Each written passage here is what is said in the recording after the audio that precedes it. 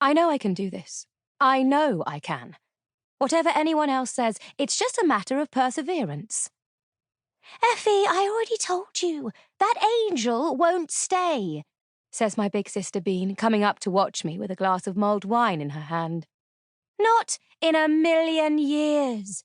It will.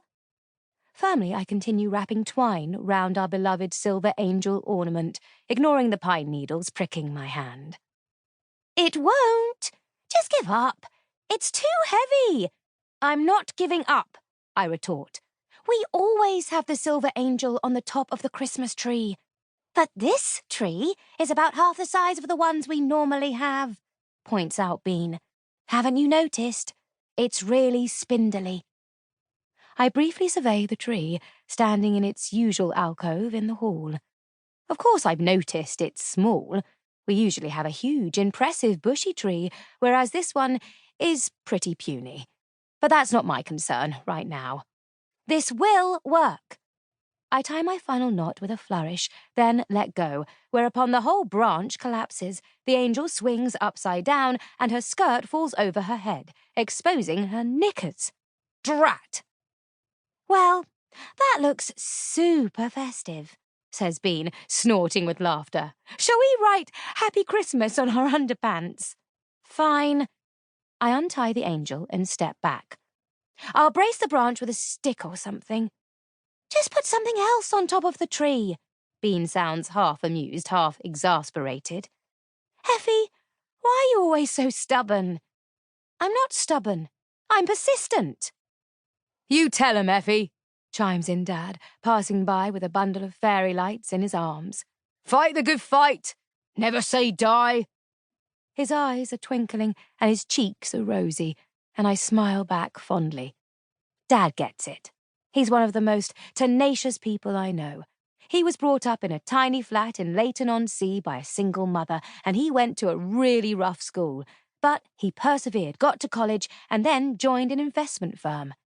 Now he is where he is, retired, comfortable, happy, all good.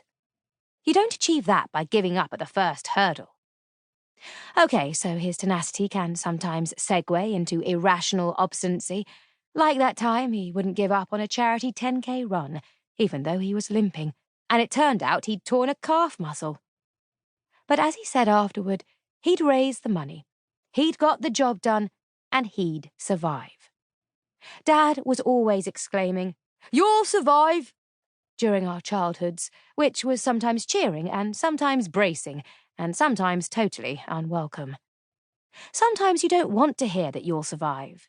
You want to peer at your bleeding knee and wail, and have someone say kindly, There, aren't you brave?"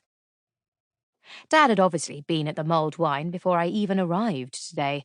But then, why not? It's Christmas time, and it's his birthday, and it's decorating day.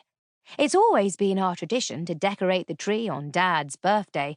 Even now we're all grown up, we come back to Greenoaks, our family home in Sussex, every year. As Dad disappears into the kitchen, I edge closer to Bean and lower my voice. Why did Mimi get such a small tree this year? Don't know, says Bean after a pause. Just being practical, maybe. I mean, we're all adults now. Maybe, I say, dissatisfied by this answer. Our stepmother, Mimi, is artistic and creative, and full of quirky whims. She's always loved Christmas decorating. The bigger, the better.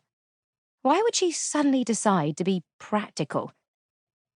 Next year, I'll go tree shopping with her, I decide.